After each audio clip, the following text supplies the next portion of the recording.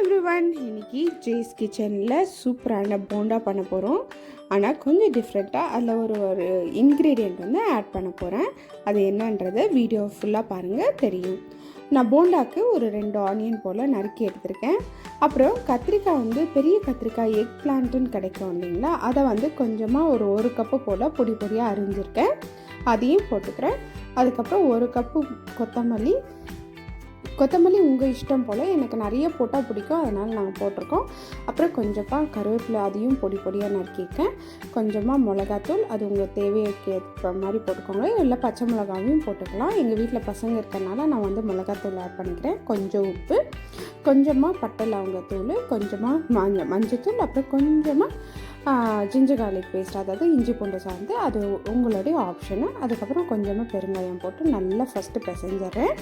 நல்லா பிசைஞ்சு அந்த வெங்காயம் இதெல்லாம் வந்து ஒன்று சேர வரணும், அதனால் நல்லா பிசைஞ்சு அதுலேருந்து தண்ணி விடுற அளவுக்கு நான் பண்ணிடுறேன். அதுக்கப்புறமா 1 கப்பு போல் ஃபஸ்ட்டு நான் வந்து கடல மாவை சேர்த்துக்கிறேன்.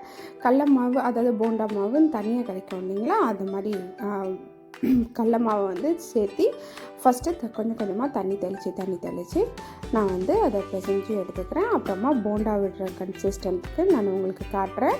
அந்த அளவு வரையும் லைட்டாக தண்ணி தெளித்து நான் பாருங்கள், இது மாதிரி நிறைய நான் எப்போவுமே வந்து மாவு சேர்த்த மாட்டேன். நிறைய வந்து இந்த வெங்காயமும் இந்த வெஜிடபிள்ஸோ இல்லை எது போட்டாலும் அது நிறையா இருக்கிற மாதிரி நான் பார்த்துக்குவேன். ஸோ மாவு கம்மியாக இருக்கும் பாருங்கள். இந்த மாதிரி நல்லா சேர்த்துட்டு போண்டா பதத்துக்கு பண்ணிவிட்டு, அப்புறம் எண்ணெயை வந்து நான் கொஞ்சமாக காய்ச்சி அதை ஊற்றிக்கிட்டேன். அப்போ வந்து போண்டா நல்லா கிறிஸ்பியாகவும் நல்லா ஒரு மாதிரி பொரசாகவும் நல்லா வரும். அதுக்காக வந்து எண்ணெயை காய்ச்சி எடுத்து ஊற்றிக்கலாம். எண்ணெய் காஞ்சிருச்சு. இப்போது சின்ன சின்ன உருண்டையாக போட்டு அப்படியே போட்டு எடுத்துட வேண்டியது தான்.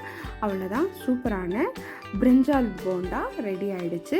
கத்திரிக்காய் வச்சு இது செய்கிறது. இது கத்திரிக்காய் அதில் போட்ட மாதிரியே இருக்காது, ஆனால் ரொம்ப நல்லாவும் இருக்குது, டேஸ்ட்டாகவும் இருக்குது.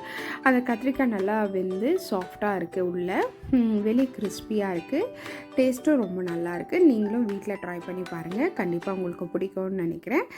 ட்ரை பண்ணிவிட்டு எப்படி இருக்குன்னு எனக்கு வீடியோவில் கமெண்ட்ஸில் சொல்லுங்கள். இந்த வீடியோ உங்களுக்கு பிடிச்சதுன்னா லைக், ஷேர் அண்ட் கமெண்ட் பண்ணுங்கள். மறக்காமல் என்னோடய சேனலுக்கு சப்ஸ்கிரைப் பண்ணுங்கள். அப்படியே பெல் ஐக்கானையும் கிளிக் பண்ணிடுங்க. தேங்க்யூ ஃப்ரெண்ட்ஸ், தேங்க்ஸ் ஃபார் வாட்சிங் மை வீடியோ.